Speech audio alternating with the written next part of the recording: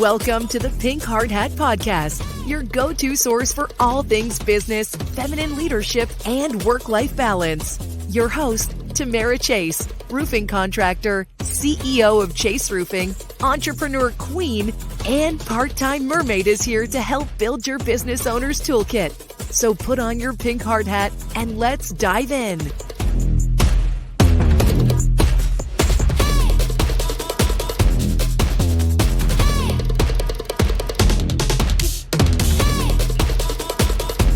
Guess who's in my house? The one and only. It's me. And my first in-person visit on a podcast, my first in-person podcast. Yeah. What is it? Oh, I got a disco ball for you. Oh, look, we each have shiny things for each other. Shiny boots, shiny shoes that she bought just for you. Yep. Oh my gosh. Okay, so I think the perfect thing to do today is introduce you Gwen Stewart, who also works with me in my marketing team, and she's my marketing guru. So anyway, I would like you. Why don't you tell us 2 seconds about who you serve and how you serve them, and then I have a special little request. Okay. So who do I serve and how do I serve them? I sincerely love working with women-owned businesses. Oh, see, that's why. Because we look out for each other. And it's also because there's so much more passion and emotion when it comes to women-driven businesses because they lead with their heart. And I would rather work with women who lead with their heart than men who just care about the bottom line. So Many men. You know, not to be stereotypical or anything, but I just prefer to work with women. They fulfill me. I feel fulfilled at the end of the day when I work with women-owned businesses. And how do you serve them? I run the best, in my opinion, the best social media agency out of Southwest Florida. It's called Add to Cart Consulting, and we started our full-time business at the end of last summer. So we are already on a wait list. So it's nice. kind of exhilarating but fun. So yeah, Add to Cart Consulting. And so I would love, do you mind doing a 30-second dance party on this? Okay, you ready? I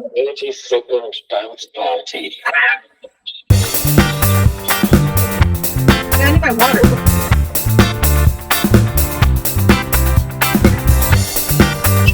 We gotta get the shoes on. High five with the shoes.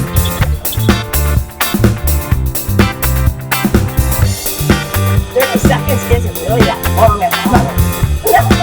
Not at all.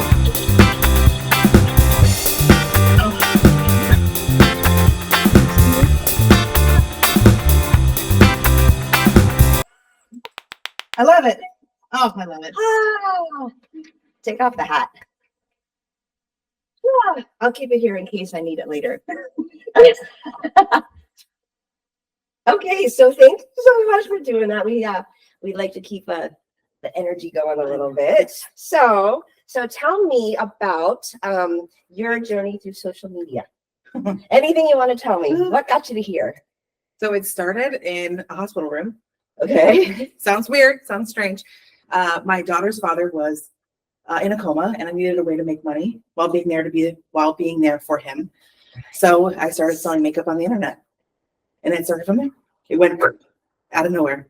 I was like, okay, Like this is how the spark. it was. Okay, so this is how I reach a market when I don't even know them. I can't get to them because I'm in a hospital room. Yes. So this is how do you connect? Yeah. I can connect with people in Miami. I can connect with people in Tacoma, like wherever they are. Exactly. Oh, I love it. I love it. And that theme has sort of carried you through now with your family, and you're able to integrate them into. So tell me, on social media, what is a common misperception owners have, people in general have, but mostly owners? Like if you're owning a company, what is a common misperception that many people have? That it has to be one specific way. Like there's one road to it and that's it. You can't veer off and venture and try new things. You can't hire this person who does something a little differently to make it a little bit more fun. Or you can't try a new trend that may or may not work. They don't want to take chances. So taking the chances, honestly, is what makes you go from here to here, in my opinion, in social media. So don't be nervous. Just do it anyway. Exactly.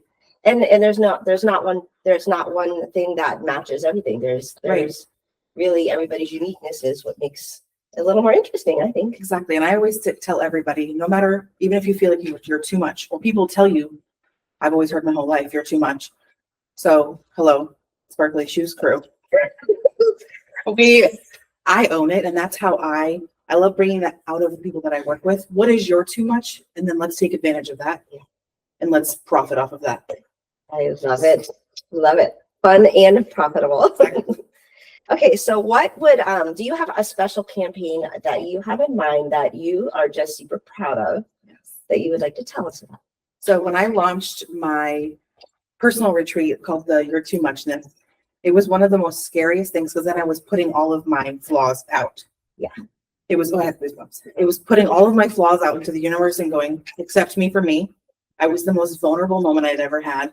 The minute I hit send on that little website, when I put everything together and it was ready to launch, when I launched it, it was the most scariest moment, but it was the most profitable moment that I'd ever had.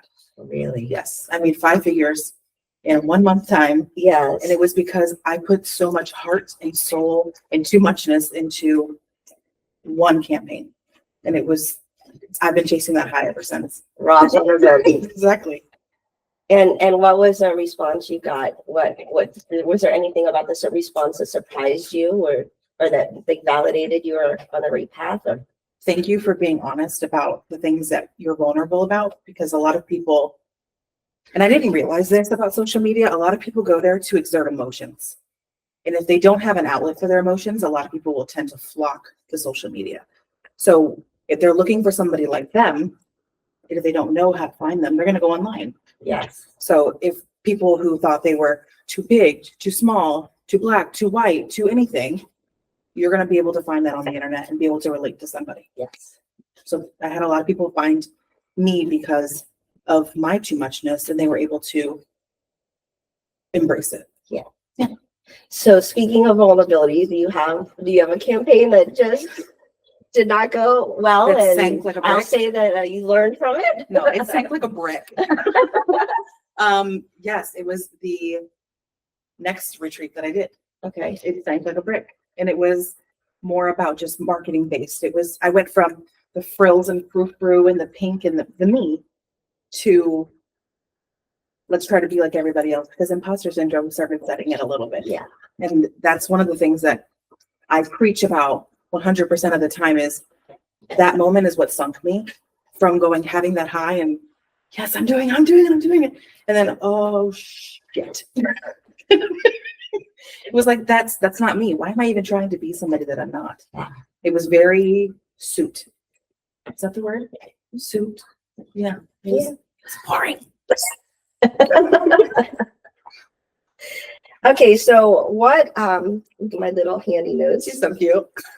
So with the rise of video content, what would you say how should businesses be incorporating this into their strategy?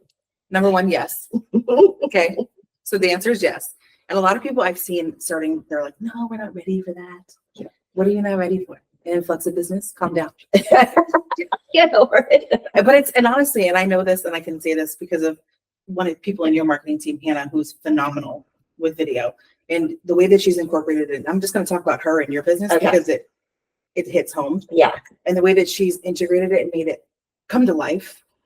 Yes. And not only added your personality, her own personality, and Chase's personality. Like it's just this culmination of like it's just like a birth. And then what happens is people tell me is I feel like I'm connecting with you. And that's all I want is I want people to connect with me. I want to connect with them on a level when I'm not face to face with them. i.e. social media. Yeah. That's what it's for. And that video, it's like when we went from black and white television to color television. Yeah.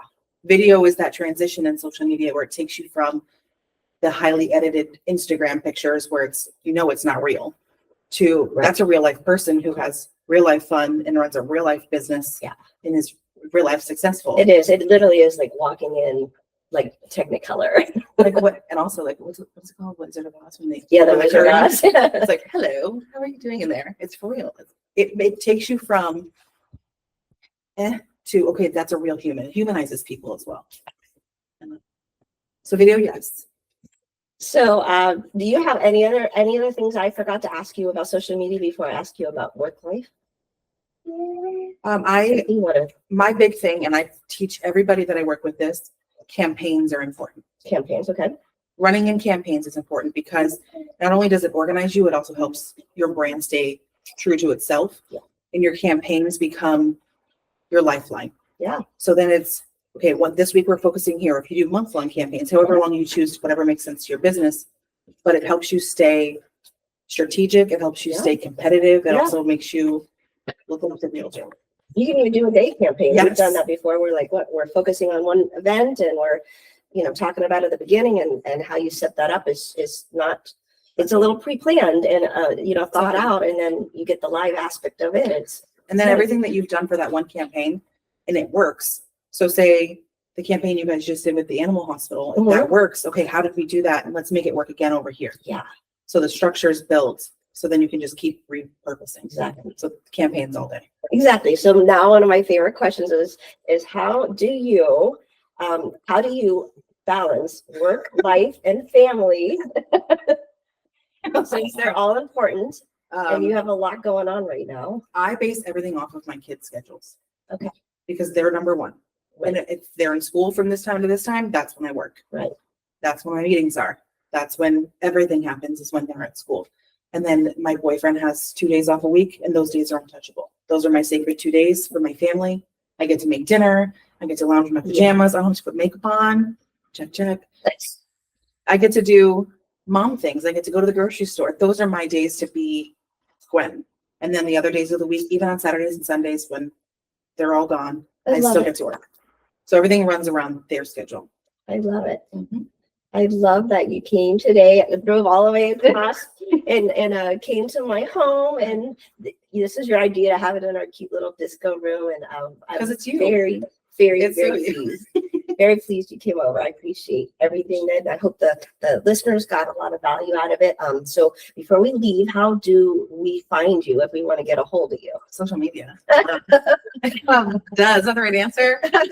Instagram is @thesmallbizfixer, and then just Gwen Stewart on Facebook. Awesome. And we'll put the information below as well. Thank you very much. Have fun. I'm so glad to see you. Oh, you guys, keep listening. Thank you. Bye. Okay.